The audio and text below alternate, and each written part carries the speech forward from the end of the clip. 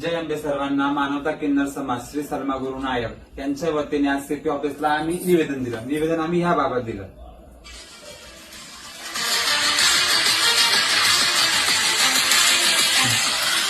काय किन्नर आहे का नकली किन्नर आहे का बोगस किन्नर आहे माहित नाहीये, पण हे कोणी पण असो का नाशिकचा किन्नर का असे ना याच्यावर दंडात्मक कारवाई पोलीस प्रशासनाने करावी.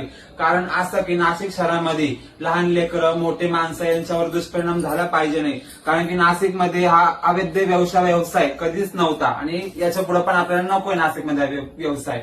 याच्यामुळे लोकांवर दुष्परिणाम होतील. आणि नाशिकमध्ये आता कुंभमेळा पर्व चालू होणार आहे. आपल्या नाशिकमध्ये बाहेरून खूप सारी पब्लिक येईल. आपलं नाशिक सगळे तीर्थस्थान आहे. आपल्या तीर्थस्थानी असं काही आपल्याला व्यवसाय नकोय. ते किन्नर असो बोगस किन्नर असो कोणी असो त्यांच्यावर दंडात्मक कारवाई केलीच पाहिजे.